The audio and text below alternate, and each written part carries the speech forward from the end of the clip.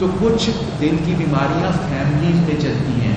یہ جو کانسیپٹ ہے کزن میرجز کا، اگر دل کے پٹھوں کی کچھ بیماریاں فیملی میں چلتی ہیں، ان فیملیز میں کزن میرجز کو اوائڈ کرنا چاہیے.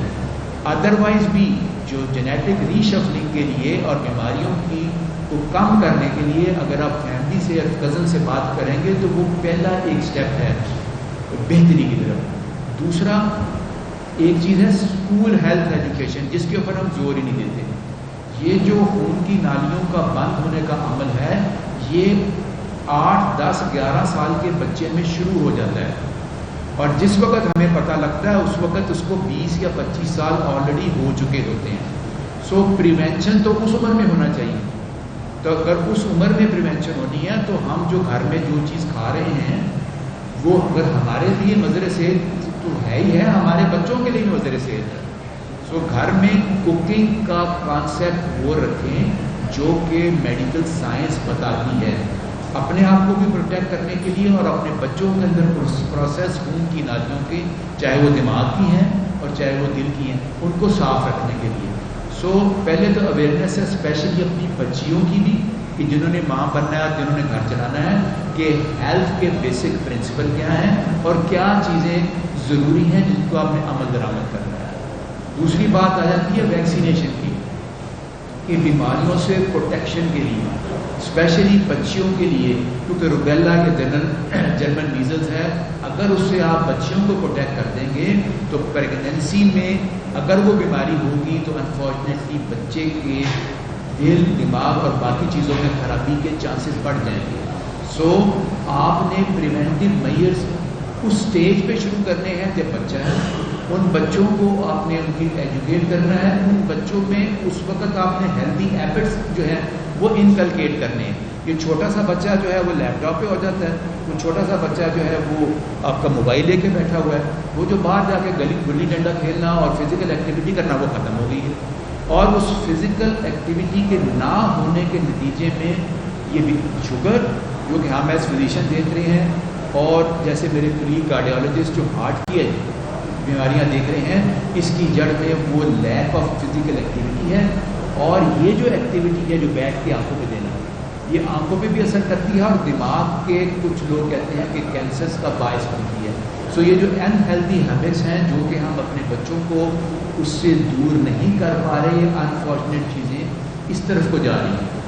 باقی جو چیزیں جیسے سر نے ذکر کر دیا کہ ایک تو ایکسرسائز مینڈیٹری ینگر ایج پہ شروع کریں، اور کسی بھی ایج میں جب تک آپ کر سکتے ہیں اس کو کرتے رہیں، اس کا بینیفٹ رہے گا. Balance diet, exercise, smoking, big no نا. اب لوگ کہتے ہیں یہ ویپ پی لیں، آپ سمجھے ویپ کا اتنا ہی نقصان ہے جتنا اس کا ہے. سو دگنا سے 3 گنا زیادہ ریٹ ہو جاتا ہے ہارٹ کی بیماریوں کا اگر آپ اسموک کریں. الکوہل کے ساتھ یہ پرابلم ہے، ایکسیس آف الکوہل، یہ بھی دل کی بیماریوں کو اور باقی بیماریوں کو بڑھا دیتی ہے. So diet, exercise, avoidance of unnecessary چیز. اس کے علاوہ پریگنینسی کے دوران جو جن کو حمل ٹھہرا ہوا ہے ان کو ڈاکٹرز کے پاس ضرور لے کے جائیں. ان کو دوائی بغیر ڈاکٹر کے مشورے میں نہ دیں. پہلے 3 سے 6 ماہ آپ ان کو دوائی دیں گے. بہت ساری دوائیاں بچوں کے اندر انکلوڈنگ ہارٹ کی ایبنارمیلٹیز کریٹ کر دیتی ہیں. اب ماشاءاللہ ڈاکٹرز حضرات بہت سارے ہیں. یہ جو گھر بیٹھ کے دوائی لینا اور اینٹی بایوٹک لینا، یہ کانسیپٹ جو ہے اس کو چھوڑ دینا چاہیے. یہ نقصان دہ کانسیپٹ ہے. سو اس کے ساتھ جو بہت ضروری بات کی ہے mind body and civil. Body صرف ایک طرف ہے، باڈی کا علاج کارڈیالوجسٹ اور فزیشین کر رہے ہیں. مائنڈ اور سول، اسپریچول، ہمارے پاس اسپریچول سب سے بڑا سپورٹ کیا ہے؟ وہ تو یوگا کرتے ہیں، یہ کرتے ہیں. ہمارے پاس تو ہمارا دین ہے، اسلام. اس سے بڑی اور اس سے بہتر میڈیٹیشن کیا ہو سکتی ہے؟ وہ ماڈریشن کا حدیث ہے کہ بھوک رکھ کے کھائیں. سو ہم جیسے امین صاحب نے فرمایا کہ یہ وہ بیسک چیزیں ہیں، یہ سمپل چیزیں ہیں. اور پرابلم پتہ کیا ہے؟ ہم بہت غریب ملک ہیں. ہم اسٹینٹنگ کا اور بائی پاس کا خرچہ نہیں برداشت کر سکتے. میں اور آپ تو شاید لکی ہیں کہ ہم لوگ 2-4 لوگوں کو جانتے ہیں اور ہم اپنا علاج کرا سکتے ہیں. What about 80% of the population? ان کے پاس کیا فیسلٹی؟ تو ہمارے لیے سب سے ضرور ہمارا سب سے بڑا سٹریس پریونشن پہ ہونا چاہیے، شوگر بھی اور ہارٹ کی ڈیزیز کے.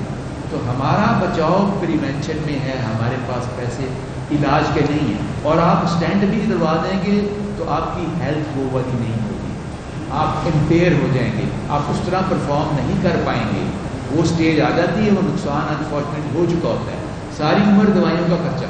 اور اب ینگ ایج میں اٹ از کلنگ پیپل. جو بریڈ ارنر ہے، جو گھر کے لیے جو لے کے آتا ہے اسباب اور بچوں کے لیے اور بچوں کی پڑھائی کے لیے اور گھر کے کھانے پینے کا بندوبست کرتا ہے، اس کو اٹیک یہ کرتا ہے. سو یہ وہی بات پریونشن اور بیسک اصول نیند. اور ہم کیا کرتے ہیں، نیند کے لیے ڈاکٹر کے پاس جاتے ہیں، جی ہمیں بھی کوئی چیز بتا دیں، دوائی دے دیں نیند کی. نیند کی دوائی حل نہیں ہے نیند نہ آنے کا. فزیکل ایکٹیویٹی کریں، ٹھیک ہے، تھک جائیں اور ذہنی طور پہ سکون کا بندوبست کریں. نیند اسے کہتے ہیں ریچارج کرنا، باڈی کو کل کے کام کے لیے تیار کرنا نیچرل طریقے سے. گولی کھا کے سوئیں گے تو صبح فریش محسوس نہیں کریں گے، وہ ان نیچرل ہے. تو میرے خیال میں نے ٹائم زیادہ لے لیا. بہت شکریہ. بہت شکریہ جی. السلام علیکم. لاہور پریس کلب کا اور سر فارماسیوٹیکلس کا بہت بہت شکریہ. پبلک اویئرنیس کا یہ پروگرام آپ لوگوں نے مینیج کیا اور ارینج کروایا. یہ نیڈ آف دا ٹائم ہے، لوگوں میں اویئرنیس پیدا کرنا. بہت مختصر سی بات کروں گا. کافی سارے ٹاپکس تو میرے استاد محترم پروفیسر ندیم احمد ملک صاحب نے اور اظہر بھٹی صاحب نے آلریڈی ٹچ کر لیے. ینگ ایج میں، یوتھ میں آج کل ہم دیکھتے ہیں کہ دل کی بیماریوں کا انسیڈنس بڑھ رہا ہے. ینگ ایج میں دل کی بیماریوں کی بڑھنے کی کیا وجہ ہے؟ کیا وجہ ہے کہ ہم آج کل جو کسی دور میں ہم جو ہارٹ اٹیک اور جو دل کی بیماریوں کے پیشنٹس جو ہم لیٹ مڈل ایج میں دیکھا کرتے تھے یا اولڈ ایج میں دیکھا کرتے تھے، وہ آج کل ینگ ایج میں ہمارے سامنے آ رہے ہیں. یہ ایک واضح پیراڈائم شفٹ ہے. تو بیسیکلی تو یہی رسک فیکٹرز ہیں جو ابھی سب جو گنوائے ہیں میرے دونوں محترم سینئر کولیگز نے.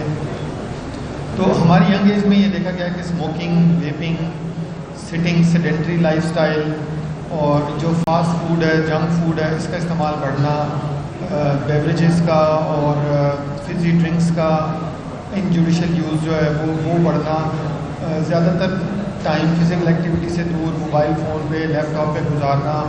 تو یہ ساری چیزیں الٹیمیٹلی شوگر میں بڑھنے کا، بلڈ پریشر کے بڑھنے کا، وزن کے بڑھنے کا، وزن سے ریلیٹڈ بیماریوں کے بڑھنے کا، جیسے نیند میں سلیپ ایپنیا وغیرہ کے مسئلے شروع ہو جاتے ہیں. نیند میں خراٹا لینے کی بیماری ہے، انسولین کی ریزسٹنس جسم میں ڈیولپ ہو جانے کا، اور الٹیمیٹلی یہ ساری چیزیں پھر شوگر میں اضافہ، بلڈ پریشر میں اضافہ، کولیسٹرول میں اضافہ اور ایز اے ریزلٹ دل اور دل کی بیماریوں میں مبتلا ہونا. یہ بات آپ یاد رکھیے گا کہ وہ سارے رسک فیکٹرز جو ندیم احمد ملک صاحب نے اور اظہر بھٹی صاحب نے آپ کو گنوائے، وہ صرف دل کی بیماریوں کی وجہ نہیں ہے، وہ جسم میں خون کے کسی بھی سرکولیٹری سسٹم کی خرابی کی وجہ بن سکتی ہیں. تو وہ اگر دماغ میں ہوں گی تو وہ ہارٹ اٹیک کے علاوہ فالج کی اور اسٹروک کی وجہ بنے گی. اگر ٹانگوں میں ہوں گی تو خون کی شریانیں کمزور ہوں گی.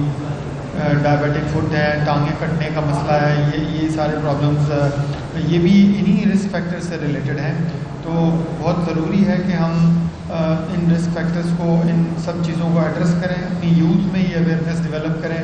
اور پیرنٹس کو چاہیے اپنے بچوں پہ، اپنے جو ینگ سبلنگز ہیں ان پہ نظر رکھیں، ان کو انکریج کریں فزیکل ایکٹیویٹی کی طرف، ان کو انکریج کریں ان سارے جو مضر صحت جو چیزیں ہیں ان سے اوائڈ کرنے پہ، تاکہ یہ کہ وہ یوتھ آگے جا کے ایک ہیلدی معاشرے میں اور ایک یوزفل اور ایک فرٹائل معاشرے میں کنورٹ ہو سکے.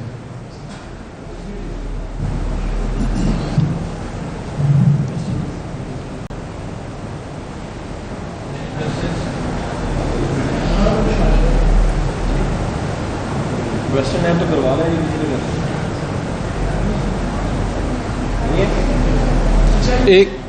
ایک میں ویسے وضاحت کر دوں کہ بہت سے لوگ آج کل پوچھتے ہیں کہ جی کس عمر میں پہلی دفعہ کولیسٹرول یا شوگر چیک کرائیں. تو میرا آپ سے یہ مشورہ ہے کہ نہ صرف اپنا آج ہی چیک کروائیں یا کل، بلکہ اپنے بچوں کا بھی کروائیں، کیونکہ یہ 15 سال کی عمر کے بعد جتنی جلدی ایک دفعہ چیک ہو جائے اتنا بہتر ہے. اس سے آپ کو اگر تھوڑا سا انڈیکیشن ملتا ہے کہ کسی کا کولیسٹرول بڑھ گیا ہے یا شوگر بارڈر لائن پہ ہے تو آپ اس کی لائف سٹائل چینج کر کے دوائیوں سے بچ سکتے ہیں اور بیماریوں سے. تو اس کی ارلی اسکریننگ جو ہے وہ بہت ضروری ہے اور کالج لائف سے پہلے یہ اسکریننگ ہونی چاہیے.